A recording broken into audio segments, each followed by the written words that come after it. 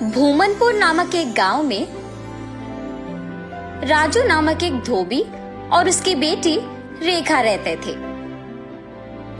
हर रोज वो दोनों गांव के लोगों के कपड़े को धोने नदी के किनारे जाते थे। वहाँ वो कपड़े धो के सुखाते थे और तब सूखे हुए कपड़ों को उनके घर ले जाते थे। राजू उन कपड़ों को इस्त्री करता था और रेखा इस्त्री किए हुए कपड़ों को तय करती थी। तब जिनको जो कपड़े लौटाना है उन्हें अलग अलग जमा करती थी। ऐसे हर दिन वो मेहनत करके पैसे कमाते थे और ऐसे ही कुछ दिन बीत जाते हैं। एक दिन नदी के किनारे जब राजू अपनी बेटी के साथ कपड़े धो रहा था, तब एक भूत उन्हें देखना शुरू करती है।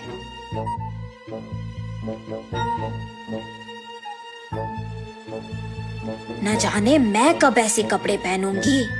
ऐसे उन कपड़ों के पास जाकर उन्हें पकड़ने की कोशिश करती है, लेकिन उन्हें पकड़ नहीं पाती है। तब क्या मैं इस कारण इन कपड़ों को पकड़ नहीं पा रही हूँ कि मैं एक भूत हूँ? ऐसे सोचकर राजू की बेटी रेखा की ओर देखती है। बिना कुछ सोचे समझे उसके अंदर घुस जाती है। घुसने के तुरंत बाद लाल लहंगा और जैकेट मौजूद जगह को भाग के जाती है और हाथों में कपड़ों को पकड़ के बहुत खुश हो जाती है। बेटी को ऐसे अजीब तरह से पेश आते देख राजू कहता है, हाँ क्या हुआ तुम्हें रेखा? वहाँ खड़ी हो, बहुत सारा काम है, चलो। लेकिन रेखा में भूत घुसने के कारण वो कुछ नहीं कहती है। तब राजू उसके पास जाता है।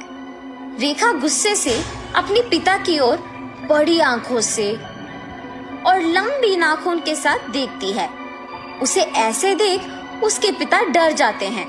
पापा, मुझे ये अच्छा लगा है और मैं यही पहनूंगी, ऐसे कह के वहाँ से चली जाती है।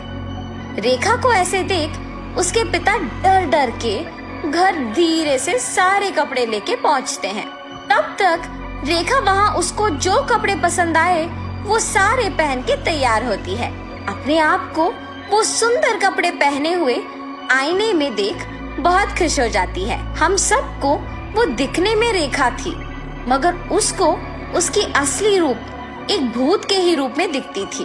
और ऐसे ही हर रोज आए हुए कपड़ों में अपने पसंदीदा कपड़े चुनकर उन्हें पहन के तैयार होके अपने आप को आईने में देख खुश होती थी।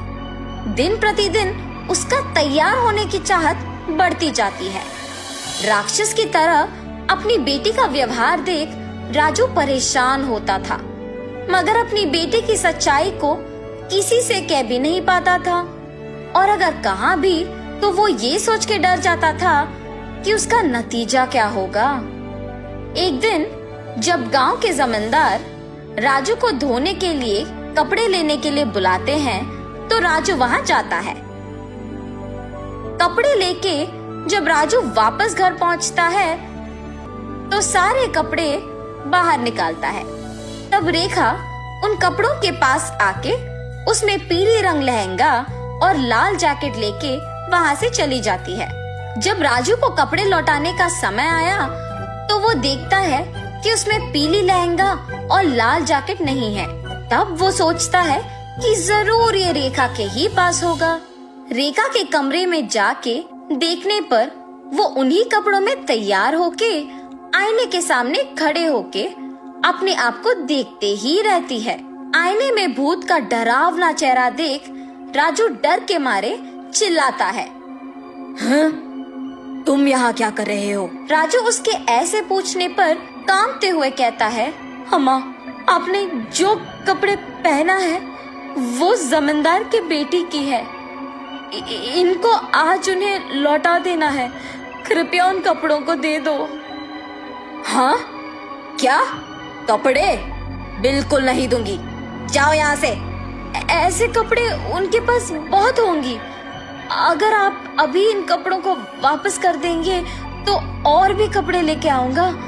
अब अगर मैं इन कपड़ों को नहीं लौटाऊंगा तो मेरा व्यापार नहीं चलेगा। मैं हाथ जोड़ के विनती करता हूँ, वापस कर दो, तुम मेरी बेटी नहीं हो। हा हा हा, सही पहचाना। हाँ, मैं तुम्हारी बेटी नहीं हूँ। ऐसी और कपड़े हैं? हाँ, बहुत सारे। तो फिर इन कपड़ों की मुझे क्या जरूरत? ऐसे कहकर उन कपड़ों को वहां छोड़ के हवा में उड़ के गायब हो जाती है। ये जान के जमींदार की बेटी के पास बहुत सारे कपड़े हैं, वो सीधा उनके ही घर पहुंच जाती है। अच्छे कपड़ों के लिए सारे कमरे छान मारती है। उस घर में मौजूद जमींदार के परिवार वासियों को राजू की बेटी का व्यवहार कुछ समझ में नहीं आता है। जमींदार की बेटी अपने पिता को बुला के कहती है, पापा पापा, राजू की बेटी रेखा बहुत अजीब तरह से पेश आ रही है। ऐसे कहते ही वो वहाँ जाकर कहता है, ए लड़की, क्या कर रही हो? पागल हो गई हो क्या?